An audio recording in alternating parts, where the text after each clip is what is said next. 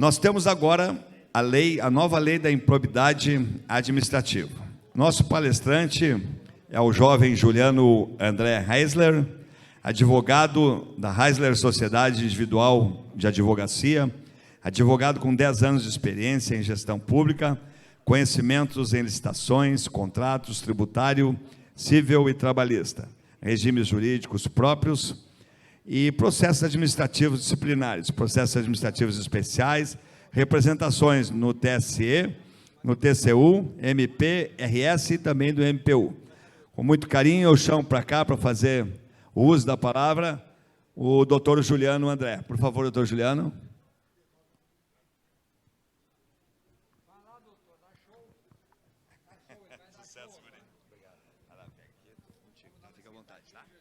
Boa tarde a todos. Compromisso falar depois do doutor André sobre a as alterações que provocaram uma nova lei, digamos assim, da improbidade administrativa. Por que esse tema é relevante para os senhores vereadores que estão aqui hoje? Bom, a improbidade administrativa ela foi um fantasma muito grande durante muitos anos para quem faz gestão pública. E assusta, muitas vezes, você lidar com um tema onde tudo pode ser objeto de responsabilidade. Nós tivemos vários casos aqui no Rio Grande do Sul de condenações por improbidade administrativa que, de fato, se analisadas, ultrapassam o limite do bom senso. Há, claro, aqueles casos em que, efetivamente, há um dano ao erário e, por isso, é necessário responsabilizar o agente causador do dano. Mas, por outro lado, nós tivemos responsabilidades, inclusive de vereadores, de presidentes de câmaras de vereadores, de uma forma que ultrapassa a razoabilidade dessa legislação. Por isso, hoje, nós vamos conversar um pouco, e é interessante que vocês tenham tido uma conversa sobre a lei de licitações, porque a 8666, ela é de 93, essa legislação que está sendo alterada é de 92, e a década de 90 tem uma série de legislações que hoje estão sendo revisadas. Especificamente, a Lei de Improbidade Administrativa 8429, lá de 92, teve a necessidade de ser alterada, principalmente pelos excessos de interpretação da norma. O que são esses excessos de interpretação da norma? A Lei 9429 trazia uma série de disposições que permitiam interpretações principiológicas, que responsabilizavam a culpa e não apenas o dolo. E, ao fazer isso, essa legislação permitia um número muito grande de ações e equívocos pelo Poder Judiciário.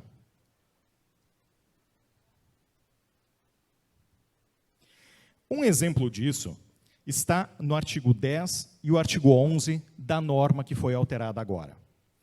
Essa é a redação que foi revogada e que, no artigo 10, quando se fala em lesão ao erário, significava que qualquer ação ou omissão, dolosa ou culposa. Amigos, isso é tudo.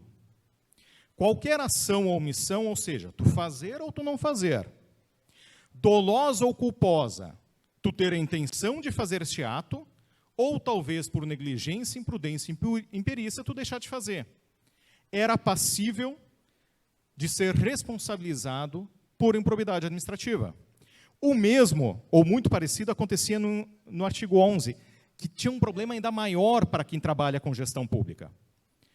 O artigo 11 também fazia a previsão dos atos atentatórios contra os princípios da administração pública, e nestes atos atentatórios, qualquer ação ou omissão que viole os deveres de honestidade, imparcialidade, legalidade, lealdade às instituições e notadamente. O que essa palavrinha notadamente fazia nessa norma?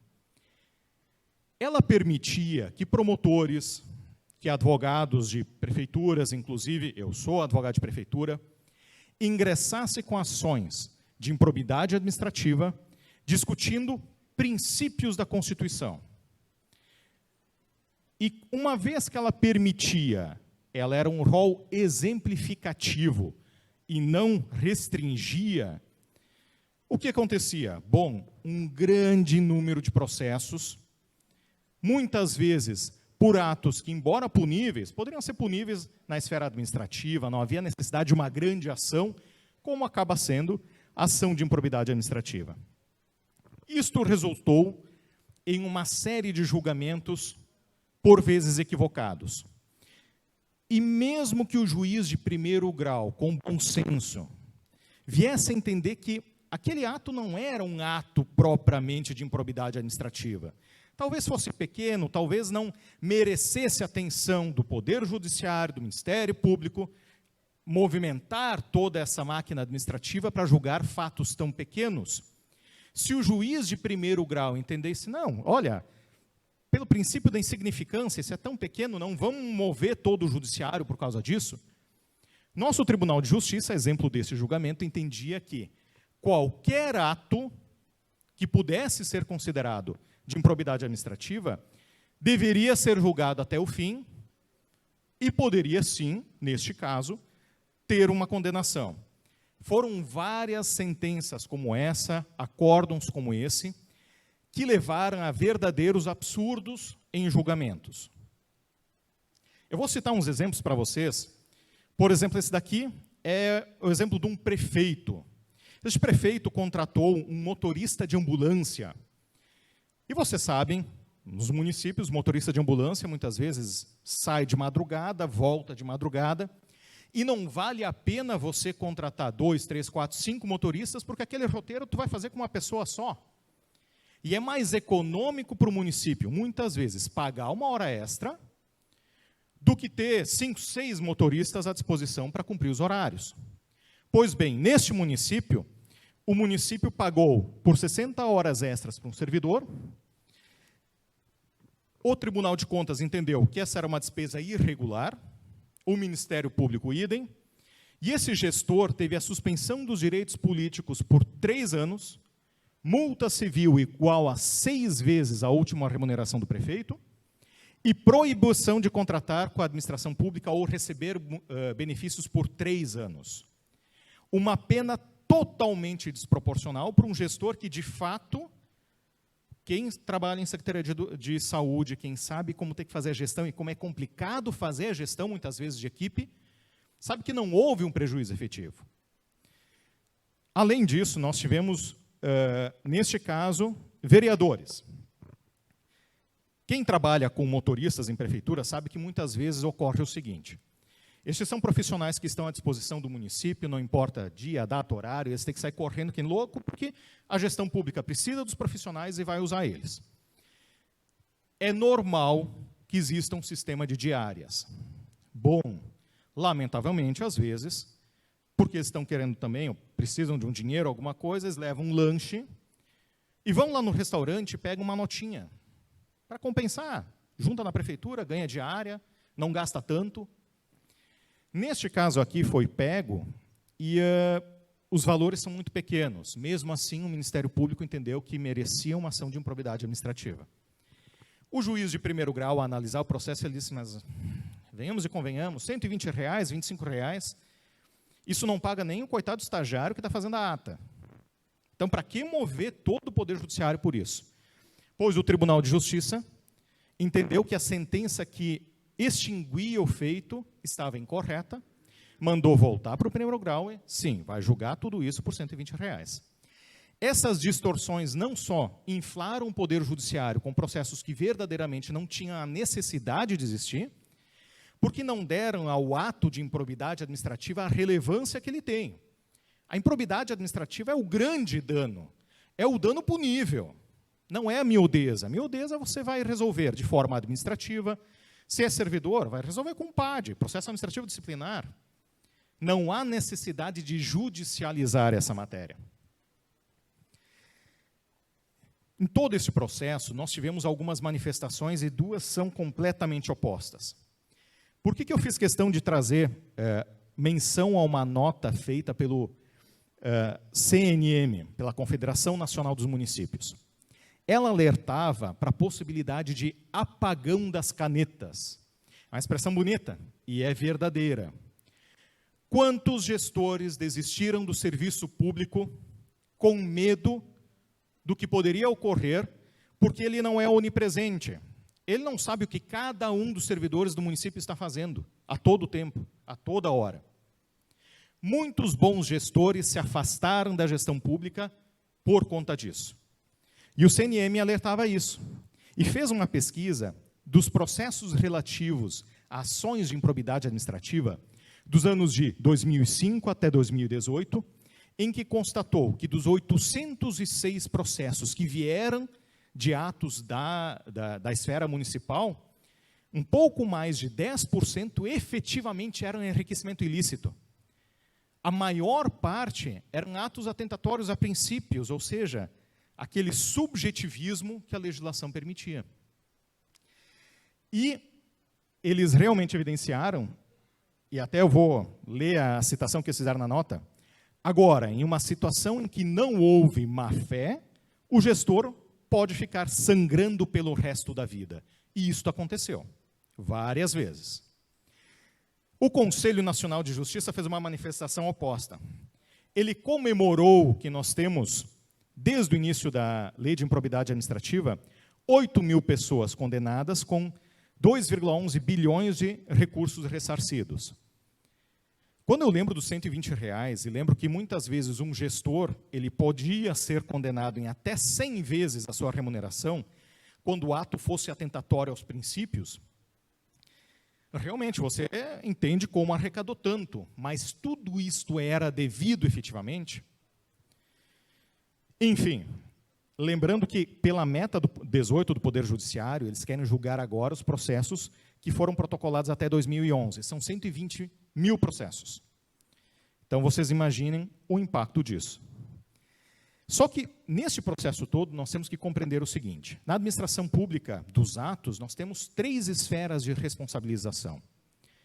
Notadamente, os crimes previstos contra a administração pública. O doutor André já falava dos crimes que foram agora introduzidos no Código Penal, relativo a contratos e licitações, por exemplo. A esfera administrativa, que é justamente para o servidor, processo administrativo disciplinar. Dentro da Câmara de Vereadores, os processos disciplinares que também existem. E a esfera civil. Nem tudo precisa ser levado aos 3. É necessário se dar a devida proporção para o ato de improbidade administrativa. E é isso que se perdeu de 92 para cá. Então, em 2018, inicia um processo, um projeto de lei. Posso disponibilizar, com toda certeza, eu disponibilizo depois, passo para o Gilson. Com certeza, a gente passa os slides todos em PDF para você, sem nenhum problema. Já fico feliz que gostaram dos slides. Os projetos de lei de 2018, que foi reeditado agora em 2021, eles vieram justamente com a intenção de atualizar estas normas e trazer a realidade, evitando excessos. Vocês que são legisladores sabem a importância da mensagem de justificativa de um projeto de lei. A mensagem justificativa, ela normalmente introduz a intenção do porquê eu quero fazer isso. E neste projeto de lei foi muito interessante. Antes o doutor André falava da culpa. O projeto de lei ele já traz desde logo a justificativa do porquê se retira a culpa da improbidade administrativa para apenas compreender que os atos dolosos, os que têm vontade de causar dano, são os que merecem ser julgados por esta lei. Concluindo que não é dogmaticamente razoável compreender como ato de improbidade administrativa o equívoco, o erro ou a omissão decorrente de uma negligência, uma imprudência ou uma imperícia. Este projeto de lei diz desde logo, olha, a falha, o erro nós vamos tirar e nós vamos focar em quem quis aprontar. E este nós vamos pegar. E o projeto de lei vai além. Ele pede que na aplicação desta norma se use razoabilidade. Se dê a devida proporção para aquilo que tu vai julgar pela lei de improbidade administrativa. Defendendo também que não são incomuns ações civis públicas por ato de improbidade administrativa, ajuizadas em razão de um autor legitimado possuir uma interpretação acerca de princípios e regras destoante da jurisprudência dominante ou em desconformidade com a interpretação igualmente razoável. Além disso, proporcionalidade. A intenção desta nova lei é dar a devida proporção aos atos de improbidade administrativa e às penas a eles imputáveis, dizendo que o anteprojeto inova criando a possibilidade de que os atos improbos de baixa ofensividade sejam tratados de forma distinta daqueles atos que efetivamente possuem uma gravidade maior. E aqui vem um ponto muito importante. Somente o Ministério Público pode entrar com a ação de improbidade administrativa. Nós temos que lembrar que estão legitimados a entrar com ações civis públicas, por exemplo, uma série de entes, como, por exemplo, município, associações que possuem uma representatividade determinada. Especificamente no caso dos municípios, se um partido A é substituído na eleição pelo partido B, lamentavelmente, nós ainda temos situações em que este partido B vai fazer uma caça às bruxas para ver se encontra alguma coisa e daí mete tudo no pau, manda tudo para o fórum. Esta lei encerra agora. Inúmeras ações civis públicas desnecessárias ou muitas vezes por picuinhas políticas passam a desaparecer nesta nova norma. Vamos então às principais alterações da lei de improbidade administrativa. A definição de improbidade muda substancialmente com essas alterações da Lei 14.230. Porque antes, o artigo 1º tinha como foco da improbidade o agente ou a pessoa que tenha cometido ato improbo. Desde o primeiro artigo, improbidade é aquilo que fere a organização do Estado e o exercício das suas funções. Em outras palavras, é o que é relevante. Não é qualquer ato pequeno que pode ser considerado uma improbidade administrativa. Nós estamos falando quanto àquilo que atenta à organização do Estado e às suas funções. E, por isso, há agora uma grande distinção daqueles atos de menor potencial e que não devem ser processados através da improbidade administrativa. Dano relevante.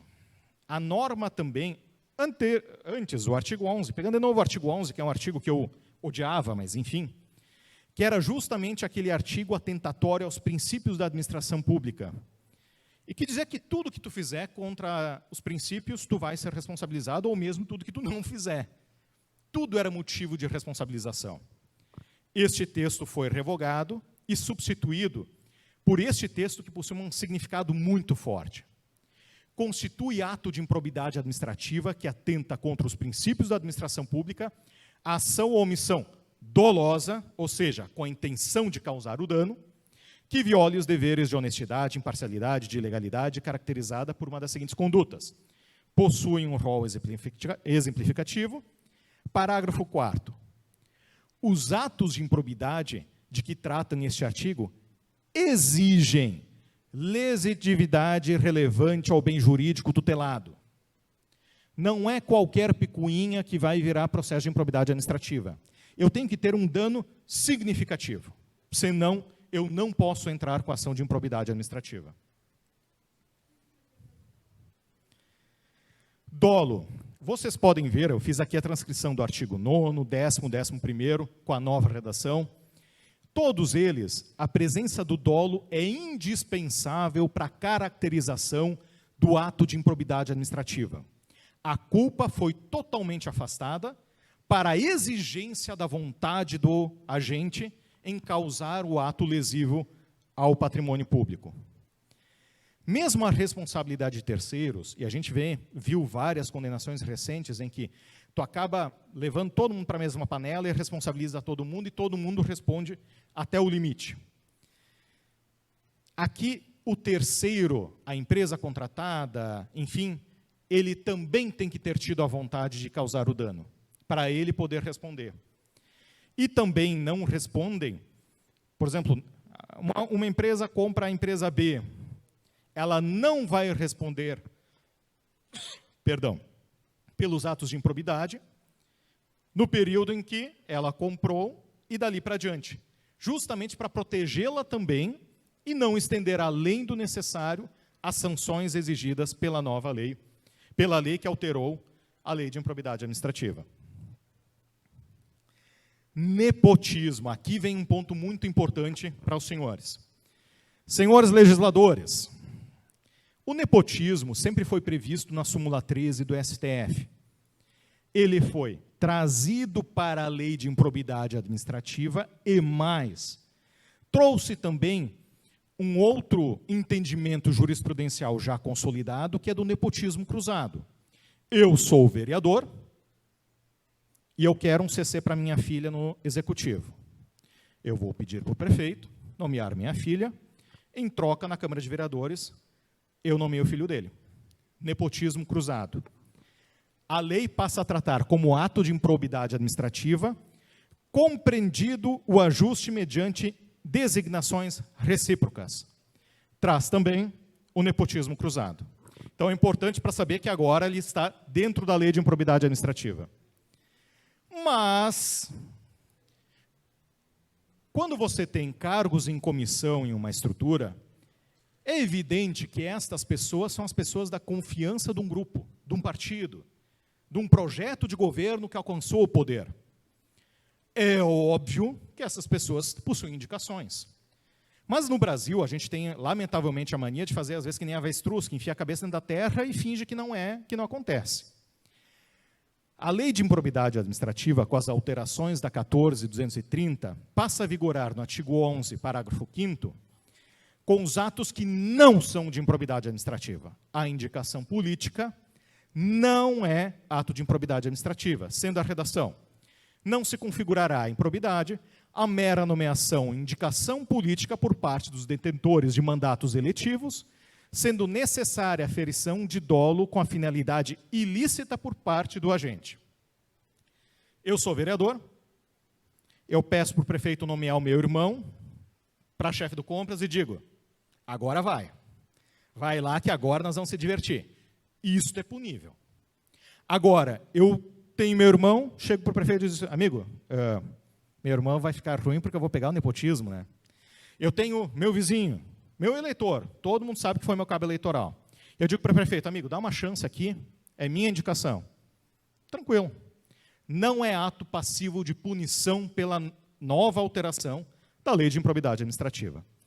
Partidos políticos. Partidos políticos recebem recurso do fundo eleitoral. Só que esses recursos recebidos do fundo eleitoral, ainda que públicos, não vão ser julgados ou processados pela lei de improbidade administrativa. Existe o Código Eleitoral, toda a legislação eleitoral, e a lei passa a esclarecer, no artigo 23C, que os atos que ensejam enriquecimento ilícito, perda patrimonial, desvio, apropriação, malbaratamento ou dilapidação de recursos públicos dos partidos políticos ou de suas fundações serão responsabilizados no termo do Código Eleitoral. Acordo de não persecução civil. Pois bem, o vivente conseguiu fazer com intenção uma bobagem dentro da administração pública. O promotor pode chamar o vivente a conversar e dizer: amigo, se tu me devolver tudo aquilo que tu causou de dano e reverter ao órgão, nós podemos fazer um acordo que eu não vou te processar. Só vamos passar régua, tu corrige a bobagem que tu fez e a gente segue a vida. Existe a possibilidade nessa legislação do acordo de não persecução civil, que é uma inovação muito interessante nessa norma. Como eu disse, só quem pode propor a ação de improbidade administrativa é o Ministério Público. Isto alterou substancialmente quanto aos legitimados anteriores, existe uma razão. A petição inicial proposta pelo Ministério Público, ela precisa, neste momento, conter uma descrição clara, ela tem que conter prova e elementos não mais subjetivos. Ela tem que ser pontual. O fulano de tal fez isto, que é ato de improbidade administrativa, estou provando desta forma. Porque hoje, até hoje, existia no Poder Judiciário um entendimento consolidado que indúbio pró-sociedade. Na dúvida, eu bloqueio os bens do vivente, eu aceito a ação, eu nem vou olhar muito se precisavam, não, porque na dúvida, vamos tocar esse troço adiante. E acabava com a vida do gestor público, bloqueando bens, fazendo um estrago danado. Por força desta alteração, tem que ter indícios suficientes da veracidade dos fatos e do dolo imputado. Sem isso, a petição inicial não pode ser recebida pelo juiz. Uma alteração muito significativa da legislação. Prescrição. Prescrição nós temos aqui, nós tínhamos antes prazo de 5 anos, desde que o vivente saísse do cargo que ele estava ocupando. Basicamente era o principal prazo. Agora são 8 anos do fato. Por que 8 anos do fato? Se eu sou prefeito, me reelejo, eu vou ficar 8 anos. Mas daí, depois dos 8 anos, eu vou começar a contar o prazo para a prescrição da improbidade. Ou seja, até ser processado vai passar 30 anos. Eu posso, depois de 30 anos, responder por um erro lá do passado? Faz sentido isso? Não faz sentido. Essa alteração do prazo prescricional visa, principalmente, garantir que, depois de um determinado período, se não foi processado, bom, eu lamento, o Ministério Público perdeu a oportunidade de fazer isso. Antigamente, a legislação que eu comentava, os prazos de 5 anos, essa é a legislação revogada, justamente por quê? Porque servidor público concursado, engenheiro, cometeu um ato no início da vida funcional, trabalhou 20 e tantos anos, vai se aposentar, da aposentadoria em diante, conta o prazo prescricional. Não, né? Daí passou. Vida que segue, paciência. Rol taxativo do artigo 11. Lembra que antes eu falava do artigo 11, que eu odeio a redação anterior, e agora ela está legalzinha. Por que ela melhorou? Quando se fala nos princípios, no que é atentatório aos princípios da administração pública, você tem que ter a regra do jogo logo, né? Antes eu tinha um rol exemplificativo. Com este rol, tudo aquilo que eu quisesse interpretar e meter junto, podia. Agora, o artigo 11 passa a ter um rol taxativo. As condutas que ele possui são aquelas que são consideradas atos atentatórios aos princípios. Não pode interpretar extensivamente. Isto também é uma segurança aos gestores. Só que no artigo 11 foi inserido um dispositivo que este é importante para a gente que trabalha com gestão pública, os senhores vereadores. A promoção pessoal passa a ser ato atentatório aos princípios da administração pública. Aqui tem que se ter cuidado. Ah, mas eu não posso mais aparecer em nada? Não, não é isso. Você tem os vídeos institucionais, vocês têm os programas, você vai fazer a apresentação. Mas se eu fizer gasto com dinheiro público para me promover apenas, isto pode ser considerado ato de improbidade administrativa, atentatório aos princípios da administração. Por isso, atentem a esse dispositivo e a essa alteração. Sanções. Vocês podem ver que nós temos sanções de 14 anos de suspensão de direitos políticos, 12 anos,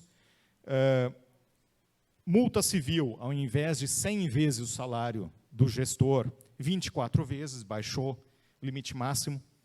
Mas antes nós tínhamos uma escala de tantos a tantos anos. Agora eu passo a ter apenas o limite máximo. Significa que para aquele ato que o potencial não foi tão ruim assim, eu não preciso deixar a pena máxima, nem preciso deixar tanto tempo fora da administração pública. Ainda o juiz pode, se houverem vários atos, somar as sanções. Aí sim, aí o vivente está lascado. Se for configurados vários atos, eles podem fazer a soma com fins ao período de afastamento. Bens, aqui vinha uma outra coisa que é uma angústia imensa dos gestores. Quando vem uma ação de improbidade administrativa, bom, passa de rodo, bloqueia a conta, não importa se eu tenho que pagar a conta de luz ou não, se vai fazer rancho ou não, detona com a vida do vivente. A nova legislação, ela diz que a preferência, neste caso, é pelos bens imóveis. O bloqueio de contas, ele fica para o final, justamente porque, sejamos francos, ele vai ter que contratar advogado, pelo menos isso tem que pagar, né? O resto eu não sei, mas o advogado não pode ficar sem. A urgência não pode ser presumida. Se eu disser para o juiz, eu preciso bloqueio de bens, eu tenho que dizer, este vivente comprou uma passagem para a Itália e não quer voltar. Eu tenho que demonstrar o porquê. Este vivente anunciou em todas as imobiliárias da cidade todo o patrimônio. Ele vai embora. Eu tenho que justificar o porquê da urgência, senão eu não posso requerer bloqueio de bens. E, naturalmente, o bloqueio prioritário, imóveis, automóveis, enfim, ao invés das contas bancárias. Também ela cria uma proteção aos sócios e sucessores. Eu trabalho numa empresa, sou sócio, tenho uma porcentagem, eu faço uma bobagem gigante nela. Se o meu sócio não tinha conhecimento, ele não vai pagar conta junto comigo. O mesmo vai ocorrer aos sucessores na limitação da sucessão. Isso também evita que a lei de improbidade administrativa, mais uma vez, passe o rodo e detone com a vida de todo mundo ou até da empresa. E aqui vem um detalhe interessante que ainda bem que o doutor André não está aqui. Eu posso me divertir um pouco mais. Doutor André Prediger, promotor da cidade, nem a doutora Daniel. Haverá condenação em honorários sucumbenciais em caso de improcedência da ação de improbidade se comprovada a má-fé.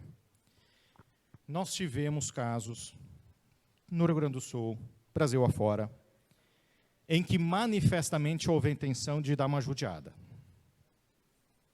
Não havia um subsídio, fundamento tão grande, mas o importante era dar uma judiada. E eu juro que eu não vou citar nomes para também não politizar o negócio e a gente não sair daqui, senão nós vamos longe, daqui ninguém vai ganhar a canequinha lá do Gilson.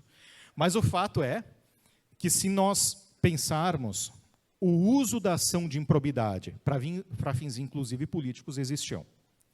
Neste momento já existe pelo menos uma cláusula de barreira para isso. Se for improcedente, neste caso sim, o MP tem que pagar, inclusive, os honorários. Tá certo, quem ganha é o advogado, mas pelo menos não ganho, né? Já ajuda um pouco. Bueno, lembra dos 120 mil processos? E o que é que acontece com eles? Há uma grande discussão sobre se as alterações da 14.230 se operam também para os processos que estão em curso. Sobre este aspecto que se levanta em defesa desta tese, é que a Constituição Federal prevê que as normas de cunho penal só podem retroagir se beneficiam o réu. Tá, mas improbidade administrativa, tu me disse lá no início que era cível, não era penal, é outra área. Mas aquelas sanções, aquelas normas administrativas que de cunho de sanção, elas já possuem uma série de julgados que entendem que para elas se aplicam também a retroação da norma penal. Exemplo disso está nesse julgado aqui, do STJ, de um recurso de uma prefeitura de São Paulo, onde um servidor sofreu um PAD e ele queria a aplicação de uma norma mais recente. O entendimento do STJ foi justamente a aplicação desse dispositivo do artigo 5º, entendendo que alcança as leis que disciplinam o direito administrativo sancionador. Seguindo isto, essas alterações todas devem ser aplicadas também aos processos de improbidade que estão em curso, 120 mil. E daí é legal porque o judiciário às vezes é dinâmico e é bonito, é divertido. Esta é uma ação de 2020, lá do Estado de São Paulo, uma improbidade administrativa de quase 600 mil, uma ação com uma improbidade administrativa, em que a juíza estava analisando o recebimento da ação. Neste processo, ao fazer essa análise, o processo é de 2020. Mas a juíza ela ficava questionando e questionou o promotor onde estava o dolo. Tudo bem, esse servidor público fiscal aumentou o patrimônio dele, mas onde está o dolo que ele cometeu do ato passível de responsabilização por improbidade administrativa? E ela fez várias vezes esse questionamento antes desta sentença, onde ela relata o fato, onde ela diz expressamente esse dispositivo. A Constituição da República, em seu artigo 5º, estabelece que a lei penal não retroage, salvo em benefício do réu. E o que ela fez? E é assim, pela simples razão de que, se determinada conduta era considerada criminosa e a sociedade, por intermédio de seus representantes no Poder Legislativo, entendeu que deveria deixar de configurar crime, verifica-se que houve uma evolução do entendimento sobre a matéria. E segue.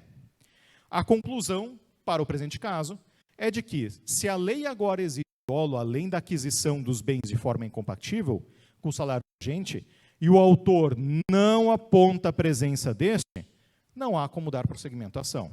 Por isso, ela julgou extinto o processo com fundamento nas alterações da nova lei. Essa sentença foi publicada agora no dia 3/12, ela é quentinha, recém-saída do forno, mas é um indicativo do entendimento do Poder Judiciário quanto a essa matéria daqui para frente. Pessoal, agradeço a atenção de vocês, a paciência na finaleira deste dia de palestras. Eu me coloco à disposição dos senhores, vou passar esse material também. Gosto muito do direito administrativo, gosto ainda mais da lei de improbidade administrativa, ela ficou mais amiguinha nossa. Foi uma revisão necessária e oportuna. Certo, pessoal? Agradeço a todos, tenham um excelente dia.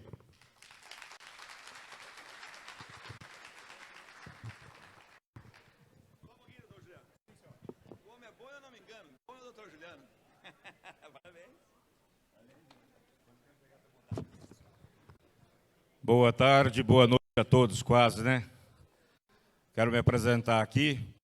Sou o vereador Chiquinho, presidente da Câmara Municipal de Uruaçu, estado de Goiás, norte de Goiás, a 2.100 quilômetros aqui de Encantado. Vim aqui aprender mais um pouco com esse grande amigo, presidente da UVB, meu grande estimado Gilson. E agora tenho o prazer de entregar o diploma pela participação ao nosso grande palestrante. Recebo aqui juntamente com a minha esposa, fazendo a entrega. Parabéns, doutor.